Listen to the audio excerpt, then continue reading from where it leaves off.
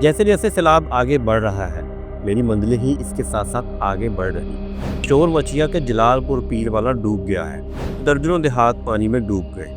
लोग जल्दी में जो कुछ बचा सकते थे बचाकर बाहर निकलने की कोशिश कर रहे थे। शदीद गर्मी और हब्स में खैमा तो दूर की बात, पीने का साफ पानी भी मौजूद नहीं था। मुतासरीन को कोई पूछने वाला नहीं था। लोग बहुत ही बुरे हाल में थे। यहाँ भी सियासतदान और सरकारी अफसर रिलीफ वर्क के नाम पर मसाइल बढ़ा रहे थे। लोग अपने सामान के बारे में परेशान हैं। इसी अफरा तफरी का फायदा उठाते हुए कोई शख्स इनका बछड़ा लेकर भाग गया। कैसे जालिम लोग हैं जो किस्मत के हाथों लूट जाने वालों को भी लूट लेते हैं।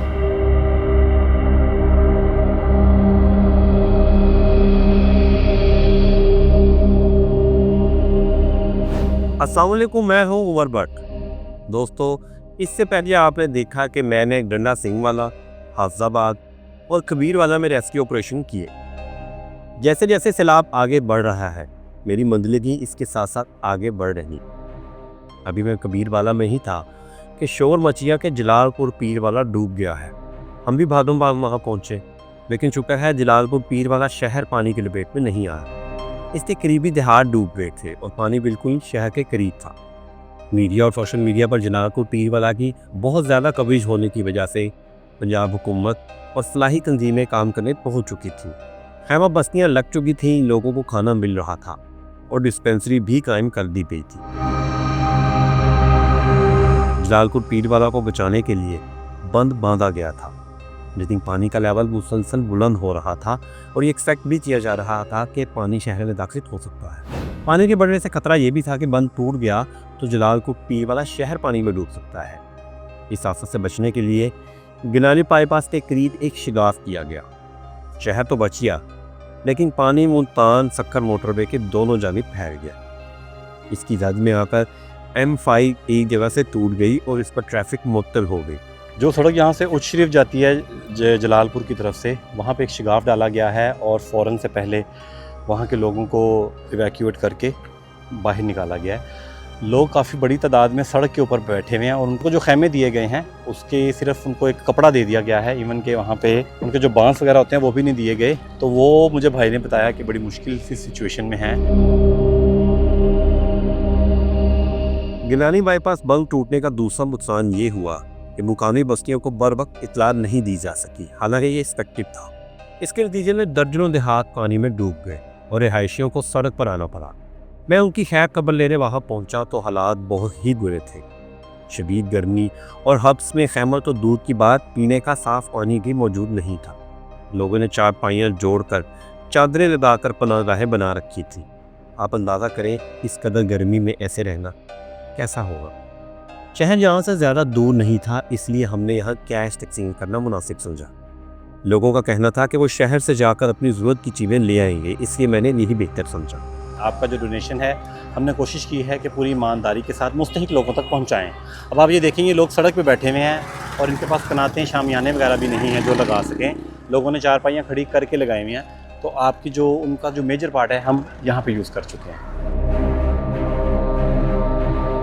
यहाँ से फारिग होने के बाद पता चला कि जलालपुर पीर वाला की खैमा बस्ती में चंद बेवा खवातीन और प्रेग्नेंट भी हैं। हम दोबारा वहाँ पहुँचे और इन खवातीन की जांच पड़ताल करने के बाद कैशी के हवाले किया। ये खैमा बस्ती पंजाब हुकूमत की तरफ से लगाई गई थी और यहाँ पे अच्छी सहूलतें मौजूद थी।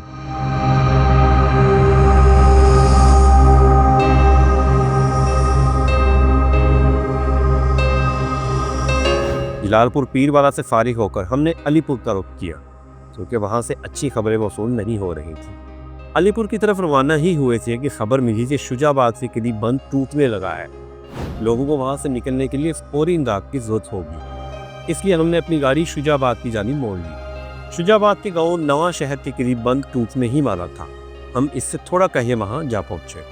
यहाँ लोगों का जमे गफीर तमाशा देखने के लिए इकट्ठा हो चुका था। पुलिस वाले बार बार ऐलान करके इन्हें वहाँ से हटने का कहते रहे, लेकिन किसी के काम पर जोर तक ना लेनी। ये बंद पे इतने बंदे खड़े हैं, ये सारे यहाँ से साइड पर हो जाए, सारे यहाँ पर निकल जाए, साइड पर हो जाए। आप लोगों की जल्दी और परेशानी का आलम देखें कि यहाँ पे ट्रैफिक भी ब्लॉक है और ज़्यादा लोग काम उन लोगों ने ख़राब किया हुआ है जो यहाँ पे सिर्फ सैलाब देखने आए हुए हैं।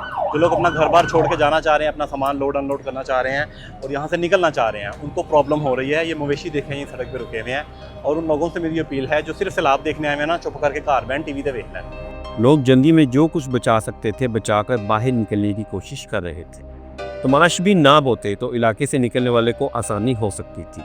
हमारी आंखों के सामने देखते ही देखते सैलाबी पानी फसलों में दाखिल होना शुरू हो गया और तकरीबन आधे घंटे में ही फसलें पानी में डूब चुकी थी। यहाँ एक इंतहाई अफसोसनाक वाक़या पेश आया। एक ख़ानदान मारामारी में अपना सामान घर से निकालने की कोशिश कर रहा था। इसी अफरा तफरी का फ़ायदा पाते हुए कोई शख्स इनका बछड़ा लेकर भाग गया। एक जरे से इन्हें घर खाली करने का दुख और ऊपर से बछड़ा भी चोरी हो गया। कैसे जालिम लोग हैं जो किस्मत के हाथों लूट जाने वालों को भी लूट लेते हैं। समझ नहीं आता हम इतनी बेहिस कौम कब और कैसे मिल गए। इस गांव का बच्चा रात बाहर निकला सी तो किसी ने वट के ले गए ने गुम हो गया बच्चा। ऐसे हालात के मारों के लिए तो जो कुछ बंदा कर सके करना चाहिए, लेकिन जालिम को तरस ना आया। खुदा गारज करे ऐसे जालिमों को। हमने देखा कि इस फैमिली समेत बहुत सारे लोगों को ट्रांसपोर्ट के लिए रकम की ज़रूरत थी, इसलिए यहाँ भी कैश ही तकसीम किया और अलीपुर की जानिब रवाना हो गए।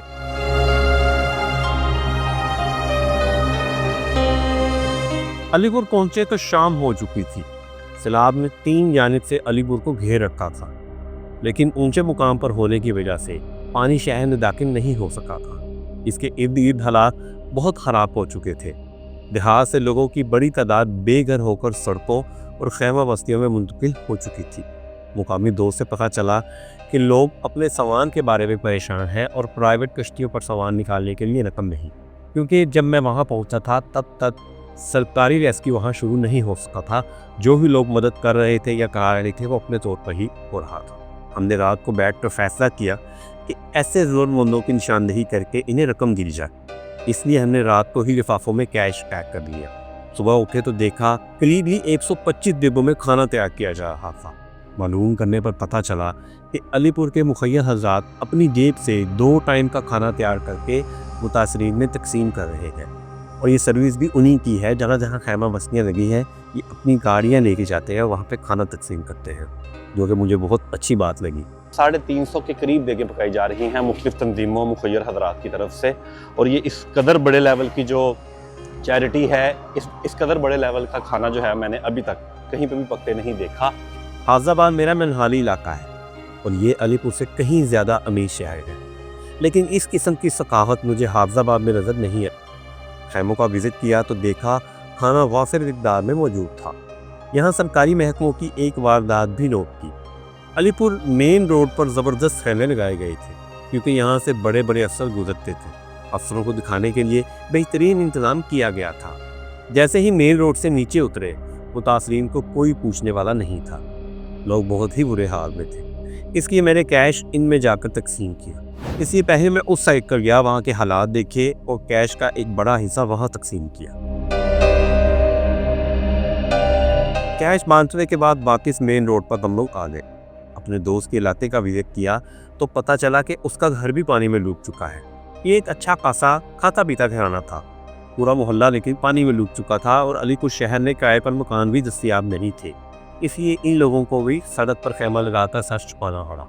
इस पानी में कई मवेशी भी हलाक हो चुके थे। ये सड़क के साथ ही एक मोहल्ला है जहाँ पे मुझे मोहसिन लेके आया है कि ये जो पीछे वाला घर है ये इसका था।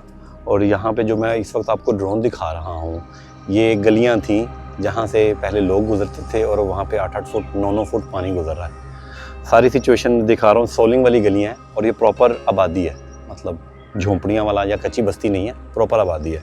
लेकिन यहाँ पे देखें सिचुएशन कैसी है पानी की। पंजन के इस करीबी इलाके में खैमे ही खैमे थे। हमने इन खैमों में अशद ज़रूरतमंदों की फहरिस्त भी तैयार कर रखी थी। दोस्त भी घर का जायजा लेने के बाद इन खैमों की जानिब रवाना हुए। यहाँ हालात थोड़े बेहतर थे, लोगों के पास खैमे भी थे और खाना भी मिल रहा था।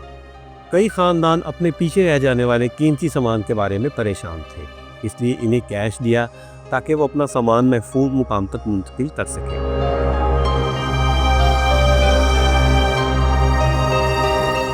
गंडा सिंह वाला और हाफजाबाद की तरह यहाँ भी सियासतदान और सरकारी अफसर रिलीफ वर्क के नाम पर वसाइल बढ़ा रहे थे। गिलानी बाईपास पर वफाकी वजीर अब्दुल अलीम खान आए हुए थे। अलीपुर में सीनियर सूबाई वजीर मरियम औरंगजेब ने डेरा डाल दिया। सरकारी मशीनरी का बड़ा हिस्सा इनके इर्द गिर्द चक्कर काट पर नजर आ रहा था और इनकी सारी एनर्जी इन्हीं को मेंटेन करने में लग रही थी। गाड़ियों के बड़े बड़े काफले इधर उधर दौड़ रहे थे, ये तूफानी स्पीड में खेमों पर धूल उड़ाते जा रहे थे।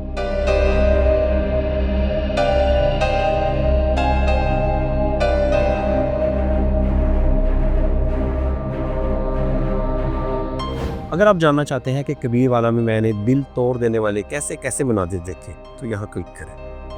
और अगर आप देखना चाहते हैं कि गंडा सिंह वाला में हम मुसीबत के मारों तो कैसे पहुँचे तो यहाँ क्लिक करें। मेरा चैनल सब्सक्राइब करना ना भूलें और अपना बहुत ख्याल रखें। अल्लाह हाफिज़।